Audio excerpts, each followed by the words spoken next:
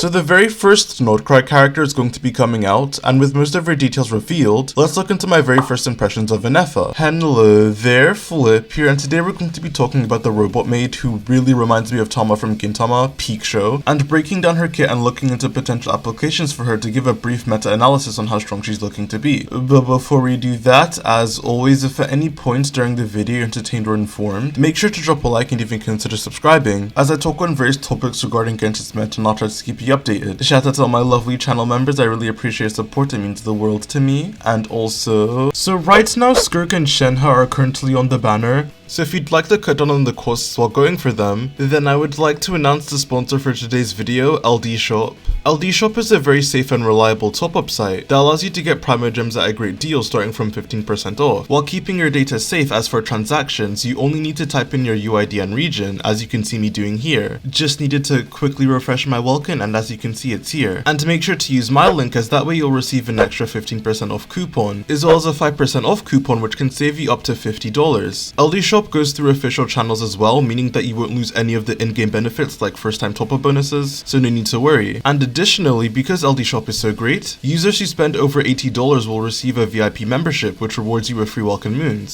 So head over to ldshop.gg using my link in the description below. What are you waiting for? Thanks to LD Shop for sponsoring this video, now back to it. So Ineffa is a 5-star Electro Polearm off-field DPS / shielder, and before even getting into her kit, first we should go over the Nordcry regional mechanic, which is going to be these lunar or moon-like reactions. And in regards to Ineffa, when she's on the team, anytime Electro Charge is triggered, it will be cancelled out and replaced with Lunar Charged, which is still a status effect, but instead of being able to hit up to 0.5 seconds like Electro Charged, Lunar Charged is a set interval of once every 2 seconds, assuming you can upkeep it. And now to briefly explain the reaction and how it differs from Electro Charged, the way Electro Charged is recorded is that it takes the EM and level of the last character that applies Electro or Hydro onto an enemy, and just that will be your final reaction damage. But with Lunar Charged, once every 2 seconds, every single character that applies Hydro and Electro onto an enemy in that window before it triggers will take part in the final reaction damage. And the way this is calculated is kind of complicated, but the game will check whose stats will deal the most Lunar Charge damage based on the formula out of all the characters who take part in the reaction individually, and then if you deal the most Lunar Charge damage, your damage will get added unaffectedly to the total reaction. If you were going to do the second most Lunar Charge damage, the damage that gets added to the total reaction will be halved, and for teammates who deal the third or fourth most Lunar Charge damage, these will be cut into 12s, which is close to nothing, and all of these would get added together to build up the final Lunar Charge damage. So for example, if you had 3 characters and one would do 100 Lunar Charge damage, the other would do 80, and the third would do 60. Character A dealing 100 Lunar Charge damage would get added with no penalty. Character B would have their 80 cut in half to make 40 to add to the total reaction. Then character C would have their 60 cut into 12s into 6.67, and then that would be added to the total reaction to make the sum of 146.67 Lunar Charge damage. And what determines who will deal the most Lunar Charge damage is based off of some EM scaling, as well as the crits multiplier. So the better a character's crit stats are, the most likely they are to deal the most Lunar Charge damage, and be the majority of the reaction's damage, which does also separate LC from other transformative reactions, as most only check your character's level and elemental mastery. The fact that LC puts such an emphasis on crit can be a good or bad thing, as of course crit scaling characters like Chlorid or Ineffa herself will benefit a lot from this, but when you get to EM scaling Onmo characters like Kazuha, who can actually get a decent amount of EC or LC procs in single target with all of his absorbed hits, or characters like Mizuki or Sucrose in multi-target, they will just lose a lot of their damage, as just having a ton of EM isn't enough to make them do a good amount of LC damage. And this will also just be further cut up, since they most likely won't make up the top 2 contributors to the reaction, because the crit characters most likely will. So no, Ineffa won't really do much for EM scaling Onmo characters except for like Aoife, because he does buff LC damage in his kit, which enables the rest of his team to be stronger, even if he ends up doing less overall damage. And I do think it kind of sucks that Onmo drivers don't really get anything from this reaction, as I think they needed it the most out of all Electro Charge subtypes.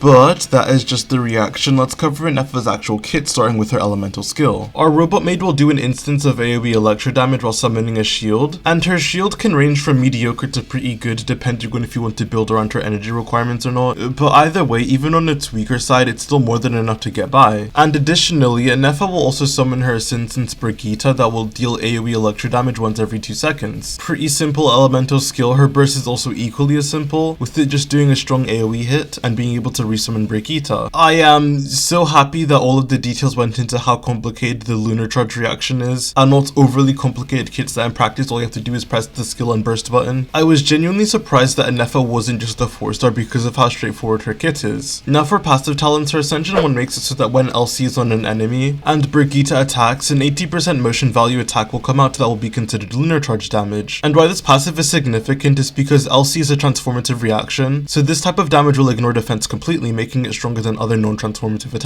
And for whatever reason in the damage formula, this just does 3 times the damage because actually why not? This is also the main source of Ineffa's damage overall, and for her Ascension 4, Ineffa passes on a team-wide EM buff when using her burst, based on 6% of her attack. Ineffa usually hovers around 2000 attack, so this will usually be a 120 EM buff, which is a nice small buff to have overall. With Ineffa's kit covered, there are some negatives and positives I have with it. Let's just start with the negatives. For one, because most of her damage is put into her Ascension 1, it makes it very hard for her to actually utilize a good artifact set. Aurora and Emily also have very similar problems with this, as a good bulk of the damage is based on their passive, but they both came out with good artifact sets that are able to buff all of their damage, so this didn't end up being that big of an issue. But in Ineffa's case, she just doesn't have an artifact set like this, and there are no reliable leaks on what the 6.0 sets could be, leaving Ineffa's best set to either be Tenacity on teams with attack scalers, 2-piece, or the scroll set if there are no other holders on the team, in which the scroll set is technically inoptimal because she is an Anatlan character.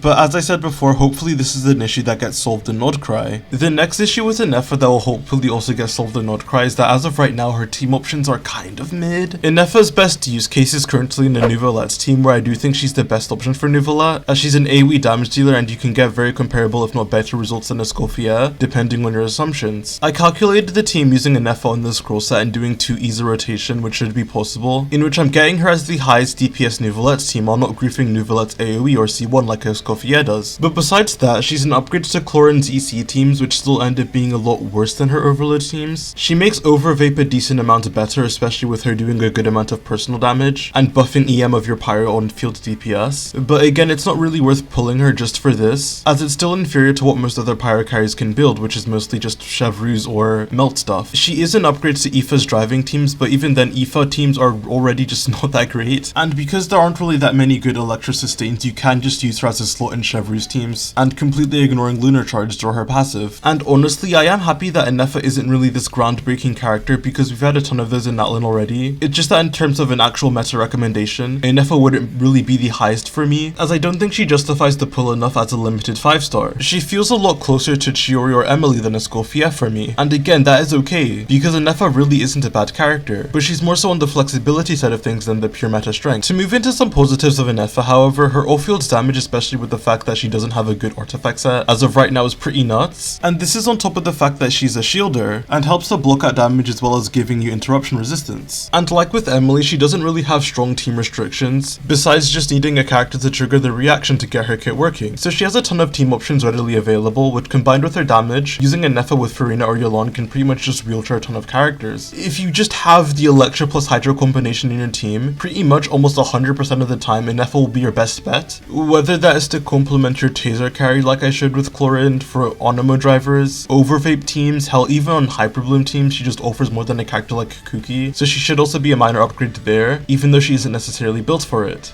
And again, another Nouvelette buff because he definitely needed it. But to be more honest, the only thing I don't like about Nouvelette and Ineffa is just that unlike the Emily Knight pairing, Nouvelette just has too many good options to where even if she's a minor Nouvelette buff, I'm not sure it's worth pulling her or evaluating her strength just off of it. All in all, Ineffa is just a very solid unit with not much positives or negatives on either side, which with how much power spikes we've had in the 5.x era, it's nice to have a character that isn't just a cut above the previous options we've had, and she does this whilst still being a very solid pickup with the sheer amount of flexibility she brings to an account, because of how many EC subtypes there are. This is probably one of the most balanced characters we've had in Genshin, with a lot of future potential with what Nodcry brings. So with that, thank you guys so much for watching. If you enjoyed the video, make sure to like, subscribe, and comment your thoughts on Ineffa, as I love to hear and respond to almost every single comment. Channel members, I love you, all the continued support means the world to me. Thanks again for watching, and I'll see you guys on the flip side. Peace.